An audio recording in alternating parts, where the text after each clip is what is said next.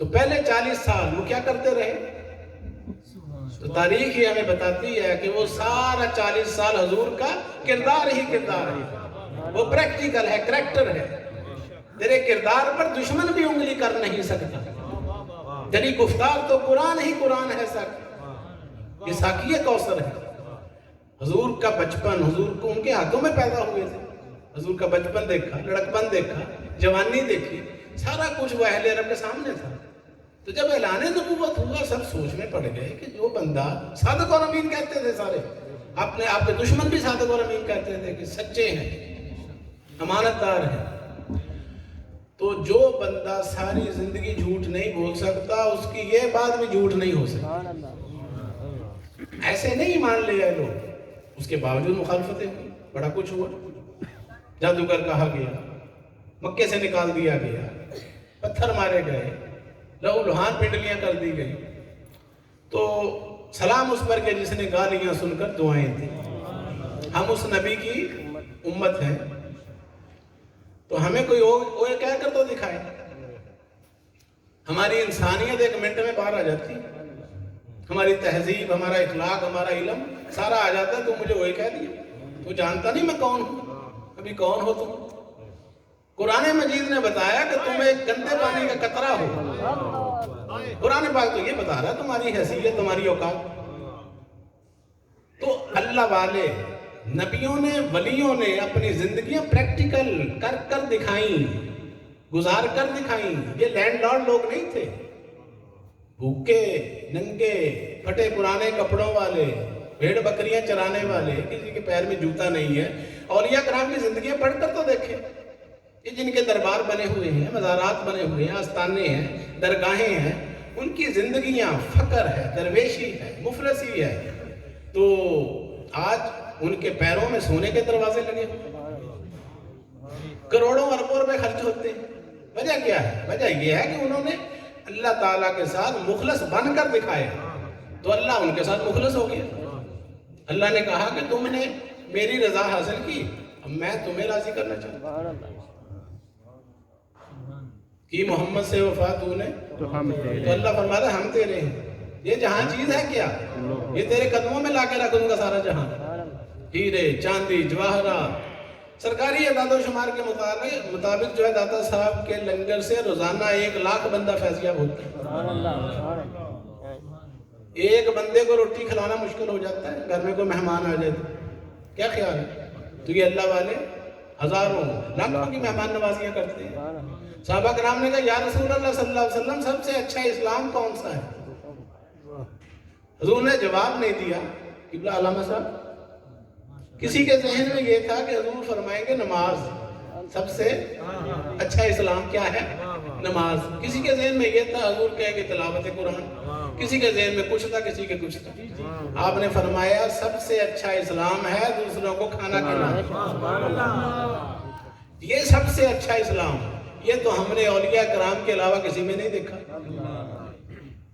رسول پاک صلی اللہ علیہ وسلم کے فرمان کے مطابق دوسروں کو کھانا کھلانا، ان کے دسترخوان پر، ان کے لنگر خانوں میں دیکھتے ہیں وہاں کوئی تمیز ہی نہیں ہے، کوئی فرقے والی بات ہی نہیں ہے، کوئی مذاہب کی بات نہیں۔ داتا صاحب کے دربار میں انگریز نظر آتے ہیں، عیسائی نظر آتے ہیں، ہندو ہے، سکھ ہیں، مسلمان، سنی ہیں، شیعہ، وہابی، کوئی نہیں پوچھتا تو کون ہے۔ جو بھی آتا ہے فیض پاتا ہے، جو بھی آتا ہے فیض پاتا ہے۔ بادشاہاں دینا امیراں دے دیوے بلدے صدا فقیراں۔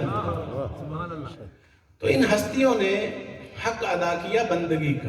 زندگی آمد برائے بندگی، زندگی بے بندگی شرمندگی۔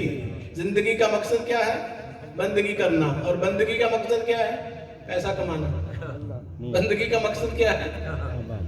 یہ نبیوں کو، ولیوں کو پیسوں کی ضرورت نہیں تھی، سب کو تھی، انسان کی ضرورت ہے، قدم قدم پیسے چاہیے۔ موبائل میں بیلنس ڈلوانا ہو تو پیسے چاہیے، سفر کرنا ہو بس والا پیسے مانگتا ہے، رکشے والا پیسے مانگتا ہے۔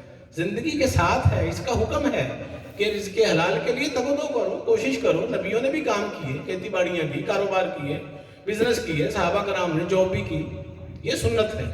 حضور نہیں جاتے تھے سیدہ خدیجہ الکبریٰ کا مال لے کر وہ ملک شام تک سیلز مینیجر بن کے جاتے تھے نا۔ تو یہ کرنا سنت ہے کس لیے جاتے تھے؟ پرافٹ کمانے کے لیے، منافع حاصل کرنے کے لیے. اور مقصد کیا ہوتا ہے کاروبار کرنے کا؟ ہر بندہ کاروبار، ساتھ تاجر لوگ بیٹھے ہوئے ہیں. اچھا، جب منافع حاصل کر لیتے تھے، پیسہ کماتے تھے، اس کے بعد اس کا کیا کرتے تھے رسول پاک صلی اللہ علیہ وسلم، جن کا آج ہم میلاد منا رہے ہیں؟ ہاں، وہ غریبوں میں تقسیم کر دیتے تھے، ضرورت مندوں کو، یتیموں کو، مسکینوں کو. تاریخ یہ بتاتی ہے نا، سیرت کی کتابیں پڑھیں. تو یہ تو ہم نے کر لیا کہ جی ہم کاروبار کریں، مگر جب پیسہ آ گیا اس کو آگے خرچ کرنا ہے، یہ نہیں ہمیں آیا کہ اس کا کرنا کیا ہے. کرتے کیا ہیں؟ پلاٹ لے لو، 2 ہیں تو 4 بنا لو، لاکھ ہیں تو کروڑ بنا لو، گاڑیاں لے لو، بنگلے بنا لو، یہ کر لو، وہ کر لو. یہ سارا کیا ہے؟ الہاکم التکاثر. تمہیں کثرت خواہشات نے مال و دولت کی حرص و ہوس نے تباہ کر ڈالا، ہلاک کر ڈالا. حتیٰ زرتم المقابر، یہاں تک کہ تم قبروں میں چلے گئے، تمہارے جنازے پڑھ دیے گئے، تمہیں سوچ ہی نہیں آئی، شعور ہی نہیں آئی، شرم ہی نہیں آئی. کب بدلنا ہے اپنے آپ کو؟ اسی زندگی میں بدلنا ہے. چند روزہ جو رہ گئی ہے، یہ اولیاء کاملین اسی زندگی میں بن کر گئے جو کچھ بن کر گئے. کوئی مرنے کے بعد غوث اعظم نہیں بنتا، اسی زندگی میں غوث اعظم تھا. فرمایا میرا مرید اگر مشرق میں ہو اور میں مغرب میں ہوں، وہ اگر مجھے مدد کے لیے پکارے اور میں نہ پہنچوں تو مجھے غوث اعظم نہ کہنا. نعرہ تکبیر، نعرہ رسالت، نعرہ حیدری، جشن عید میلاد النبی، جشن عید میلاد النبی، جشن عید میلاد النبی. سلامت رہے. پیسہ کمانا بری بات نہیں ہے، مگر دین، ایمان، خدا، رسول سب کچھ بنا لینا پیسہ، یہ ٹھیک نہیں. زندگی کا مقصد ہی بنا لینا، سوتے جاگتے اٹھتے بیٹھتے پیسہ پیسہ پیسہ. وہ مانے نہ مانے ہے ہی ایسا. ٹھیک ہے، اچھا ہے دل کے ساتھ رہے پاسبان عقل، لیکن کبھی کبھی اسے تنہا بھی چھوڑ دے. یہ عقل جو ہے یہ تباہ کر کے رکھ دیتی ہے بڑوں بڑوں کو. معلم الملکوت تھا شیطان، فرشتوں کا استاد تھا. اس کے پاس، ابلیس کے پاس جتنا علم تھا کسی کے پاس بھی نہیں. پوری کائنات پہ چپے چپے پہ سجدے کیے اور مقبول بارگاہ الہی ہوگی. ملائکہ کا استاد بنا دیا گیا. تو پھر کیا ہوگا؟ تکبر، غرور، انا آئی تو ہر چیز کے اوپر پانی پھر گیا. لعنت کا توغ اس کے گلے میں ڈال دیا. قرآن پاک بتا رہا ہے. تو اپنی زندگیوں میں عاجزی، انکساری یہ لانی ہے.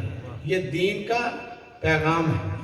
الحمد سے لے کر والناس تک قرآن پاک ہم سے ایک ہی چیز کی ڈیمانڈ کر رہا ہے: تقویٰ، تقویٰ، تقویٰ. تتقون، متقین، مفلحون، تفلحون. یہ الفاظ بار بار بار بار آ رہے ہیں. اس کا مقصد کیا ہے؟ تقویٰ سے کیا مراد ہے؟ ظاہر اور باطن کا ایک ہو جانا، یکسانیت. درنگی چھوڑ کر یک رنگ ہو جا. سراسر موم ہو یا سنگ ہو جائے، یا ادھر کا ہو یا ادھر کا ہو، آدھا تیتر آدھا بٹیر. یہ رویہ اللہ کو پسند نہیں ہے. حضرت شیخ عبد القادر جیلانی غوث اعظم کے بارے میں کہا جاتا ہے کہ غوث اعظم درمیان اولیاء، چوں محمد درمیان انبیاء. غوث اعظم کا مقام اولیاء میں ایسا ہی ہے جیسے محمد مصطفیٰ کا نبیوں میں ہے. ان کا ولیوں میں وہ مقام ہے. تو وہ حوالہ میں اس لیے دے رہا ہوں کہ وہ سامنے نظر آ رہا ہے مجھے، فیض العلوم غوثیہ، مدرسہ فیض العلوم غوثیہ رضویہ. تو کیوں رکھا گیا ہے ان کا نام؟ کہ یہ وہ ہستیاں ہیں جنہوں نے اسلام کی خدمت کی، حضور کے نام کا پرچار کیا، حضور کی زندگی کو اپنی عملی زندگی میں اپلائی کیا.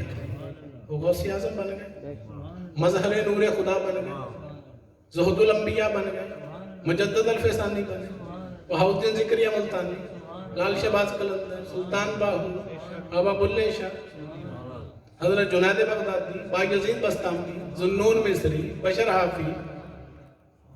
اتنے نام، پوری رات گزر جائے نام نہیں ختم ہوتے. معروف کرخی، یعقوب چرخی، ایک نام ہے.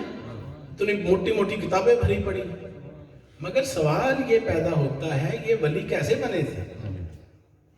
ہم نے ولیوں کا نام ہی سنتے رہنا ہے، ان کے قصے کہانیاں سن کے سبحان اللہ کہتے رہنا. اللہ اکبر، واہ واہ. کوئی تو ہو ایک ہمت والا، کوئی مردانگی والا جو کہے کہ میں نے اس راستے پر چلنا ہے. میں نے اس راستے، اللہ فرماتا تم میری طرف 1 قدم آؤ میں تمہاری طرف 10 قدم آؤں. سبحان اللہ. تم حرکت تو کرو، اللہ برکت پیدا کرے گا.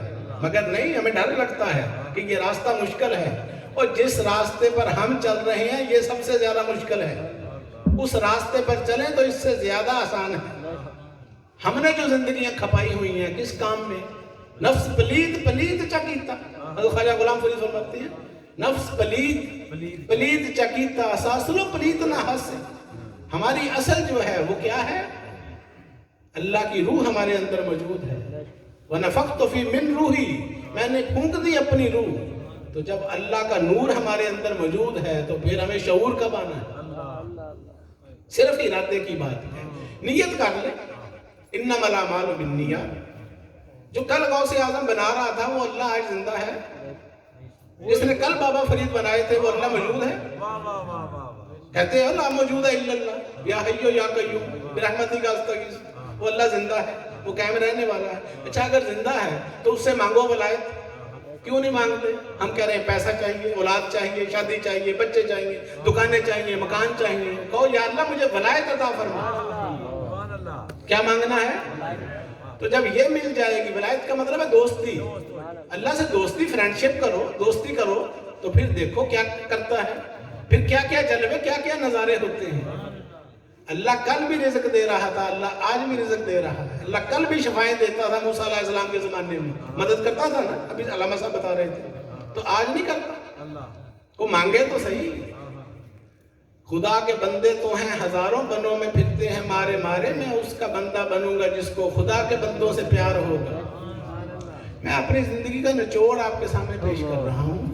میری زندگی 50 سال سوائے لکھائی پڑھائی کے کچھ کیا ہی نہیں. کیا؟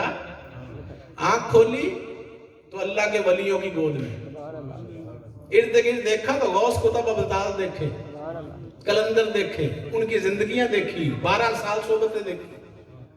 تو جو کچھ سیکھا سمجھا وہ آپ کے سامنے، کیونکہ حکم ہے کہ علم جو ہے اس کو آگے ٹرانسفر کرو، منتقل کرو. جس کے پاس علم ہو وہ آگے اگر اس کو نہیں دیتا، دوسروں کو نہیں بتاتا، تو یہ بغض ہے، یہ وہ بخیلی ہے. تو اس بخیلی سے نکلنا ہے.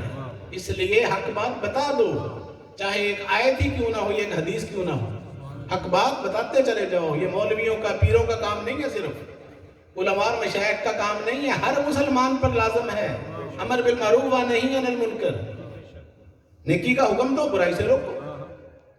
تو ایک بندہ اگر نماز پڑھ کے مسجد سے باہر نکل گیا، آگے کیلے کا چھلکا پڑا ہوا ہے، تو اس نے اگر نہیں اٹھایا تو اس کا مطلب اس نے نماز سے کچھ نہیں پایا. نماز تو برائیوں سے روکتی ہے، حدیث ہے رسول صلی اللہ علیہ وسلم.